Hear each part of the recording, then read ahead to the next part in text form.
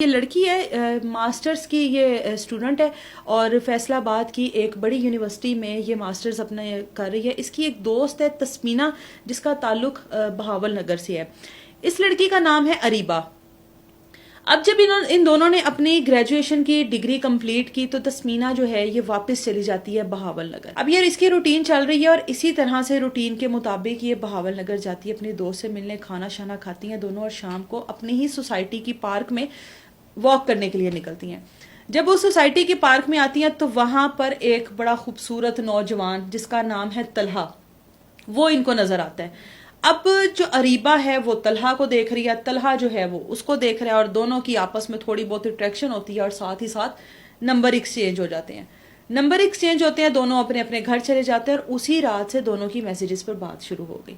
اب جو اریبہ ہے اس کو بہت اچھا لگ رہا ہے کہ طلحہ اس کی خوبصورتی کی تعریفیں کر رہا ہے کہ آپ بہت پیاری ہو, مجھے پہلی نظر میں بھا گئی. اور یہ لڑکیاں جو ہوتی ہیں نا یہ تعریفوں کی بہت بھوکی ہوتی ہیں. کوئی بھی مرد اٹھ کر ان کی تعریف کر دینا تو یہ سمجھتی ہیں کہ بس میرے جیسا تو خوبصورت دنیا میں کوئی نہیں ہے.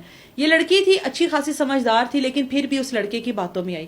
اب یہ سلسلہ ایسا ہو گیا کہ کبھی طلحہ فیصل آباد جا رہا ہے ملاقات کرنے کے لیے, کبھی اریبہ بہاول نگر آ رہی ہے ملاقات کرنے کے لیے. گھر والوں کو ہمیشہ کی طرح وہ یہی کہہ کر آتی ہے کہ میں تسمینہ سے ملنے کے لیے جا رہی ہوں, لیکن وہیں پر ہوٹل کے کمرے بک ہوتے تھے اور اس کے بعد دونوں کا اچھا خاصا اسٹرانگ تعلق بن گیا.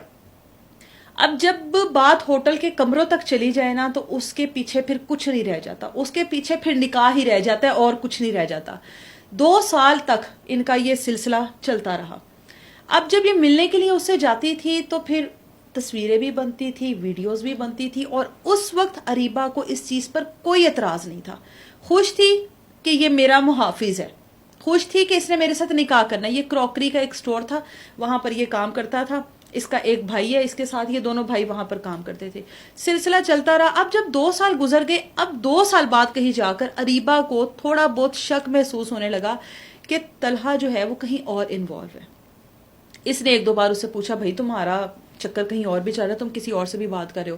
اس نے اس کو اعتماد دینے کی مکمل کوشش کی کہ پاگل ہو, ایسا تو کچھ ہے ہی نہیں, ایسا تو کچھ ہو ہی نہیں سکتا جیسے عموماً لڑکے کرتے ہیں.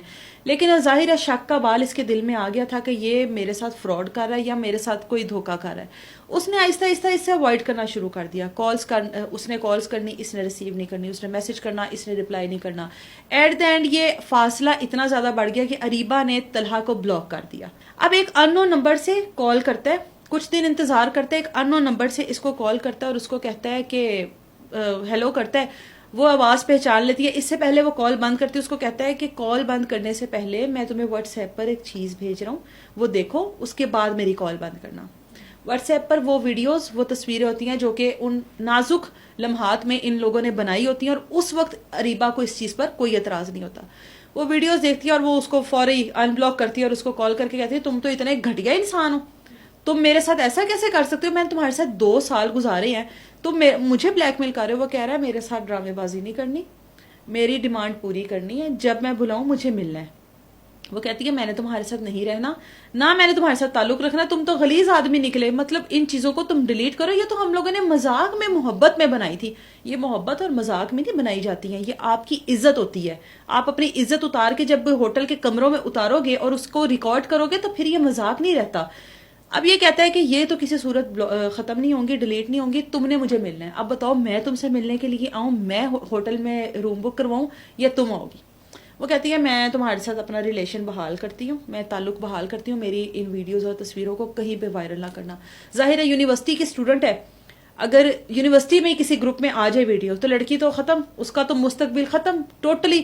اب یہ لڑکیاں ایسی ہوتی ہیں کہ یہ چیزیں پہلے بند ہو جاتی ہیں, اس کے بعد یہ کسی کی مدد بھی نہیں لیتی, شرمندگی کے مارے کسی کو بتاتی بھی نہیں ہے کہ اگر میں کسی کو بتاؤں گی تو وہ میرے بارے میں کیا سوچے گا. نہ کسی ادارے کی مدد لیتی ہیں, نہ پولیس کی مدد لیتی ہیں کہ کل کو ہم لوگ FIR کروائیں گے, ہم لوگ منظر عام پر آ جائیں گے, ہمارے گھر والے تو ہم لوگوں کو یا تو گھر سے نکلنا بند کر دیں گے یا ہماری آزادی چھین لیں گے. ابھی اس کو کہتی ہے کہ چلو میں نے ہی آنا ہے, میں ہی بہاول نگر آؤں گی, تسمینہ کا بہانہ کرتی ہوں, دوبارہ تم سے ملنے کے لیے آتی ہوں. وہ کہتا ہے چلو بہترین ہو گیا. اب ان دونوں کا پلان بنتا ہے کہ آ جانا ہے تم نے اور میں روم بک کرواؤں گا, آ جانا. یہ جاتی ہے گھر سے وہی بہانہ, پرانا گھسا پیٹا بہانہ کر کے کہ میں اس کو ملنے کے لیے اپنی دوست کو جا رہی ہوں. گھر والے ہمیشہ کی طرح کہتے ہیں بیٹا جاؤ, اپنا بہت خیال رکھنا. چلی جاتی ہے. وہاں پر جا کے سوسائٹی کے پارک میں اس کو کال کرتی ہے اور اس کو کہتی ہے کہ میں آ گئی ہوں، تم آ جاؤ. کہتا ہے ٹھیک ہے میں آیا. اس لڑکی نے عبایا پہنا ہوا ہے، طلحہ آتا ہے بائک پر، یہ دونوں بائک پر بیٹھتے ہیں، اس کے ساتھ بیٹھتی ہے، تھوڑا سا فاصلے پر جاتے ہیں، رات کا اندھیرا ہوتا ہے.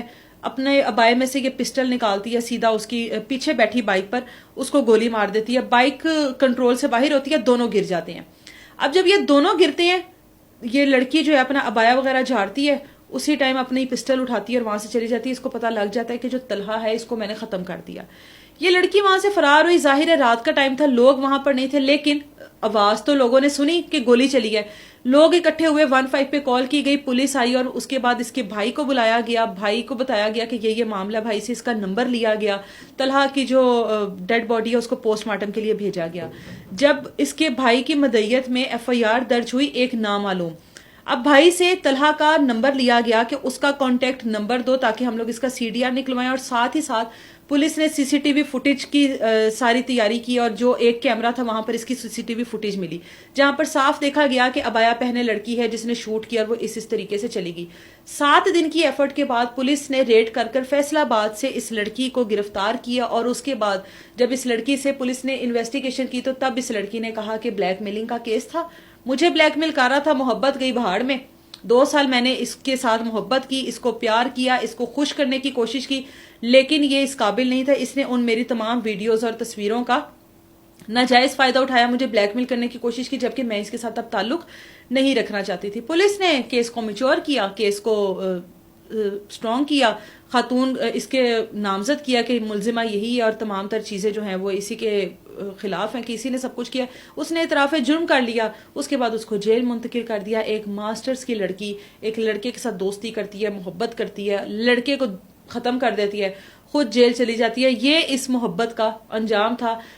جس محبت میں یہ چیزیں آ جائیں نا کہ مجھے ایک بار اپنی تصویر بھیج دو، میں کسی کو نہیں دکھاؤں گا، میں ڈیلیٹ کر دوں گا، یا آؤ ہم دونوں یہ سب کچھ میں ہم لوگ چلو ویڈیوز بنا لیتے ہیں، کل کو تم میرے ساتھ نہ ہوئی تو میں تمہاری یہ ویڈیوز یا یہ تصویریں دیکھ کر میں خوش ہو جاؤں گا.